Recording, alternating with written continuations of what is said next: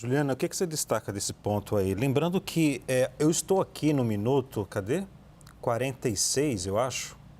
51 até então, Juliana, do texto, do áudio. E no caso, o ex-presidente Jair Bolsonaro, o que dá para observar é que ele fala muito pouco diante da quantidade de fala da advogada, não é isso? Ele vai ouvindo os relatos e lá no final pede que a reunião seja encerrada, porque ele teria outras agendas, e aí começa a conversar mais, né? Mas quase toda essa reunião, de fato, Leandro, ele fica muito calado e vai ouvindo os relatos das advogadas. O que elas fazem, basicamente, é um relatório e trazem para o presidente a informação de que, de alguma forma, integrantes que estavam ali investigando o senador Flávio Bolsonaro estavam colocando informações indevidas, pensando ali no sistema de processamento de dados, que inclusive alimenta o COAF com relatórios de inteligência financeira, afirmam que isso estava sendo feito de uma forma a até modificar essas informações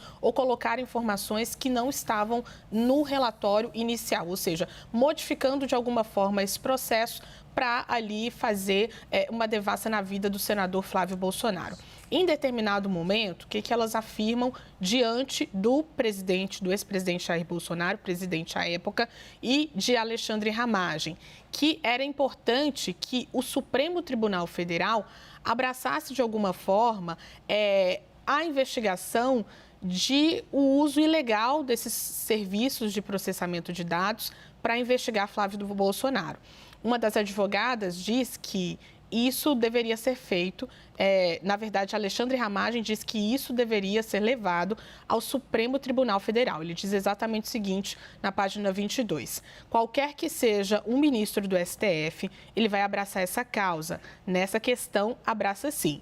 Uma das advogadas responde, desculpa, Flávio me falou que não é para fazer isso porque ele acha temerário, ou seja, levar esse ponto que está sendo trazido para elas a um ministro do Supremo Tribunal Federal.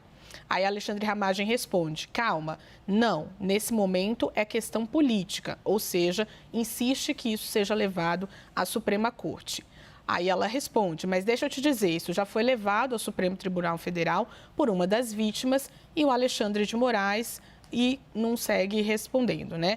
Alexandre Ramagem, então, afirma que Alexandre de Moraes sempre pega uma autoridade a dedo para a questão que é desse relatório de investigação e que já outros ministros tiveram esse problema com a Receita, o próprio Gilmar Mendes. Então, o que eles estão tratando aqui é, de alguma forma, levar esses pontos de reclamação sobre uma investigação contra o filho do presidente para o Supremo Tribunal Federal, meio que escolhendo ali quais são os ministros que poderiam abraçar ou não essa causa, que é uma questão política. É nisso que a gente está falando, que é importante a gente ampliar o olhar sobre esse relatório para entender como essa discussão estava sendo feita, com o ex-presidente da República, com o chefe de um serviço de inteligência e com as advogadas do senador Flávio Bolsonaro.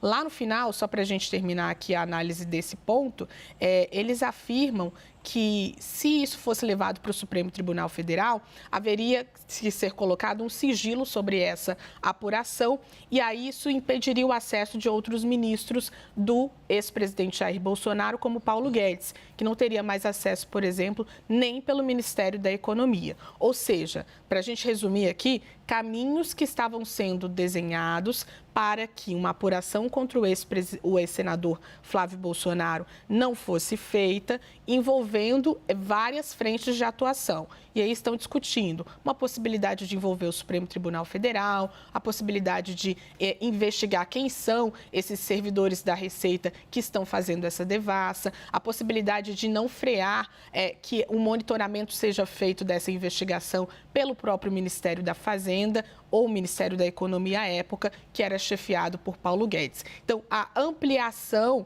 sobre caminhos que estavam sendo desenhados entre as advogadas de Flávio Bolsonaro, o ex-presidente da República ouvindo isso e Alexandre Ramagem, isso é que chamou a atenção da Polícia Federal e por isso o inquérito está bem paralelo.